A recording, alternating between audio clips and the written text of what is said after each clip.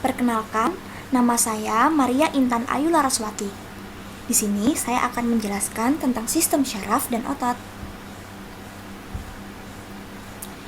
Unit struktur sistem syaraf terdiri dari neuron, sel body, dendrit, akson, myelin sheath, Schwann cells, synaptic terminals, dan sinapsis. Yang pertama, neuron. Neuron adalah unit fungsional sistem syaraf yang dikhususkan untuk menghantarkan dan mengirimkan sinyal dalam tubuh dari satu lokasi ke lokasi lain. Ciri yang menonjol adalah penjuluran yang mirip serat, disebut prosesus, sehingga sel mampu mencapai jarak yang jauh untuk menghantarkan pesan. Kedua, sel body atau badan sel. Sebuah neuron mempunyai badan sel relatif besar yang mengandung nukleus dan berbagai ragam organel seluler lainnya. Ketiga, dendrit. Salah satu penjuluran neural selain akson. Menerima sinyal dari neuron lain. Adaptasi struktural yang meningkatkan luas permukaan neuron, tempat neuron itu menerima input dari neuron lain, atau reseptor sensoris. Akson. Akson adalah salah satu penjuluran neural selain dendrit. Mengirim sinyal ke sel lain di sinapsis, tertutup oleh selubung mielin.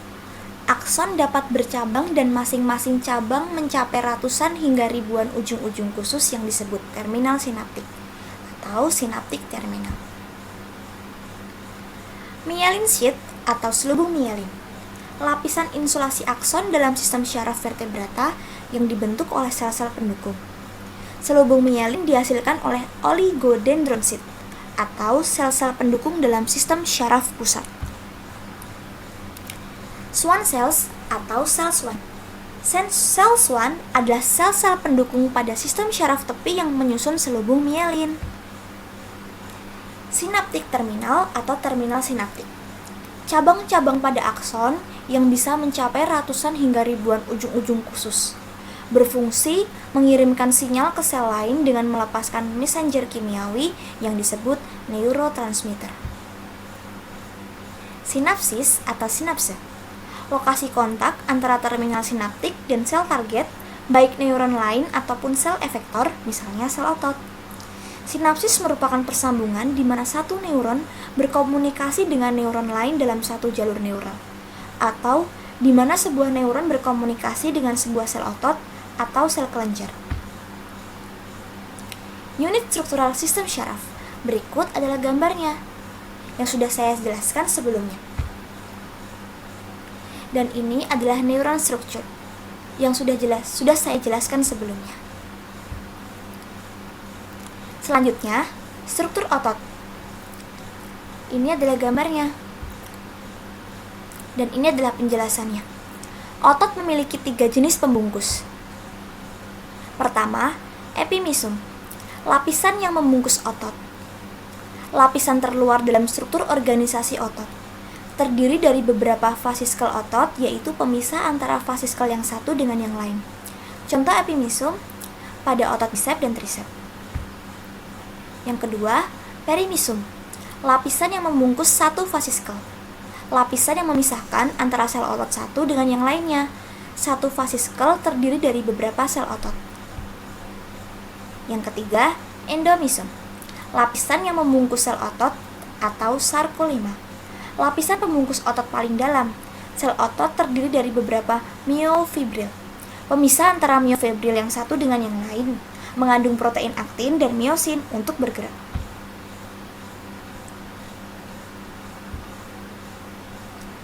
Selanjutnya, akan saya jelaskan mengenai mekanisme kerja sistem syaraf.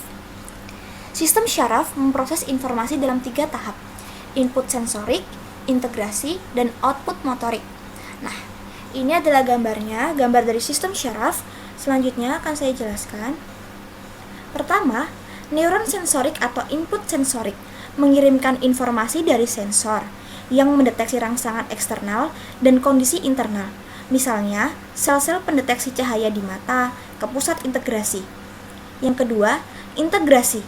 Integrasi adalah proses penerjemahan informasi yang berasal dari stimulus reseptor sensoris lingkungan, kemudian dihubungkan dengan respon tubuh yang sesuai. Informasi sensorik dikirim ke SSP atau CNS, yaitu otak dan sumsum tulang belakang, di mana interneuron mengintegrasikan informasi. Yang ketiga, output motorik adalah penghantaran sinyal dari pusat integrasi, yaitu SSP ke sel-sel efektor, sel-sel otot atau sel-sel kelenjar yang mengaktualisasikan respon tubuh terhadap stimulus tersebut. Sinyal tersebut dihantarkan oleh syaraf atau nerve. Syaraf yang menghubungkan sinyal motoris dan sensoris antara sistem syaraf tepi, SST atau PNS. Meninggalkan SST melalui neuron motorik yang berkomunikasi dengan sel efektor. Dari reseptor ke efektor, informasi dikomunikasikan dari reseptor ke efektor dalam satu syaraf dari satu neuron ke neuron berikutnya, melalui kombinasi sinyal listrik dan sinyal kimiawi. 3 tahap pemrosesan informasi diilustrasikan dalam refleks spontan. Berikut adalah gambarnya. Pertama, refleks hentakan lutut disebabkan oleh ketukan pada tendon yang berhubungan dengan otot quadriceps. Kedua, reseptor sensoris mendeteksi peregangan mendadak pada otot quadriceps atau ekstensor paha. Ketiga, neuron sensoris mengirimkan informasi ke sinapsis dengan neuron motoris pada sumsum tulang belakang. Keempat, neuron motoris mengirimkan sinyal ke otot quadriceps untuk berkontraksi yang menyentakkan kaki bagian bawah ke arah depan. Kelima, neuron sensoris dari quadriceps juga berkomunikasi dengan interneuron di sumsum tulang belakang. Keenam, selanjutnya, interneuron menghambat neuron motoris yang mengirimkan sinyal ke otot kaki yang berbeda, yang kerjanya berlawanan dengan kerja otot quadriceps. Inhibisi ini menghambat flexor sehingga tidak berkontribusi, yang akan menahan kerja quadriceps. Agar sederhana, hanya satu neuron dari setiap jenis yang ditunjukkan di sini, tetapi sesungguhnya banyak neuron terlibat dalam refleks hentakan lutut ini. Selanjutnya adalah inisiasi kontraksi otot. Komunikasi kimiawi dan listrik antar sel terjadi pada sinapsis. Sinapsis adalah persambungan unik yang mengontrol komunikasi antara satu neuron dengan sel-sel lain.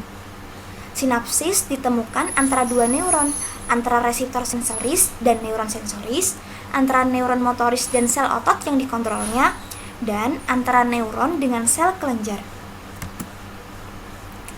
Hal di atas adalah sinapsis antar neuron. Sinapsis antar neuron menghantarkan sinyal dari terminal sinik akson ke dendrit, atau badan sel berikutnya dalam suatu jalur neuron. Sel yang menghantarkan sinyal itu disebut sel prasinaptik, dan sel yang menerimanya disebut sel paskasinaptik. Sinapsis sendiri terdiri atas dua jenis, sinapsis listrik dan sinapsis kimiawi. Potensial aksi pada akson bermielin. Akan saya jelaskan tentang penghantaran bersalto. Pada akson bermielin, depolarisasi yang dihasilkan oleh potensial aksi pada satu nodus ranvir menyebabkan di sepanjang interior akson sampai ke nodus berikutnya. Pada gambar selanjutnya, tanda panah merah tua. Hal itu memicu potensial aksi. Potensial aksi akan melompat dari nodus 1 ke nodus berikutnya, sembari merambat di sepanjang akson. Pada gambar berikutnya, tanda panah agak kelabu. Ini adalah gambarnya. Sekarang akan saya jelaskan tentang sinapsis listrik. Sinapsis listrik memungkinkan potensial aksi merambat secara langsung dari satu sel prasinaptik ke sel paskasinaptik. Sel-sel itu dihubungkan oleh persambungan longgar, yaitu saluran antar sel yang mengalirkan ion potensial aksi lokal agar mengalir antar neuron. Contoh dari sinapsis listrik, pada otak yang membuat beberapa jenis ikan mampu mengibaskan ekornya dengan sangat cepat ketika melarikan diri dengan pemangsa. Nah, ini adalah langkah-langkah terjadinya sinapsis listrik. Yang pertama, pada gambar pertama, potensial aksi dibangkitkan ketika ion natrium mengalir ke dalam melintasi membran pada satu lokasi. Kedua, Depolarisasi potensial aksi pertama telah menyebar ke wilayah yang bersebelahan pada membran. Mendepolarisasi wilayah itu dan memulai potensial aksi kedua. Pada lokasi potensial aksi pertama, membran mengalami repolarisasi ketika K+ mengalir keluar. Ketiga, potensial aksi ketiga merambat secara berurutan saat repolarisasi berlangsung. Melalui mekanisme ini, aliran ion lokal menembus membran plasma dan menghasilkan impuls syaraf yang merambat di sepanjang akson itu. Selanjutnya akan saya jelaskan tentang sinapsis kimia. Terdapat celah sempit atau celah sinaptik memisahkan sel prasinaptik dari sel paskasinaptik. Adanya celah menyebabkan sel-sel tidak dapat dirambatkan secara langsung ke membran sel paskasinaptik, sehingga suatu rangkaian mengubah sinyal listrik potensial aksi yang tiba di terminal sinaptik menjadi sinyal kimiawi. Nah, berikut adalah gambarnya dan akan saya jelaskan. Pertama, ketika potensial aksi mendepolarisasikan membran terminal sinaptik, potensial aksi itu memicu aliran masuk Ca2+. Kedua, masuknya aliran Ca2+ menyebabkan vesikula sinaptik menyatu dengan membran neuron prasinaptik. Ketiga, ketika vesikula sinaptik menyatu dengan membran, molekul neurotransmitter dibebaskan ke dalam celah sinaptik. Molekul ini berdifusi menembus celah dan berikatan dengan reseptor saluran ion yang tertanam dalam membran paskasinaptik itu. Keempat, pengikatan molekul neurotransmitter dengan reseptor spesifiknya akan membuka saluran ion. Pergerakan ion yang dihasilkan mengubah voltase membran paskasinaptik sehingga memindahkan potensial aksi atau menghiperpolarisasikan membran. Kelima, pada kasus ini molekul neurotransmitter secara cepat dirombak oleh enzim atau diambil kembali oleh neuron lain yang menutup saluran ion dan mengakhiri respon sinaptik. Sekian yang dapat saya jelaskan, dan berikut adalah sumber-sumber yang saya dapatkan untuk mendapatkan materi ini. Terima kasih.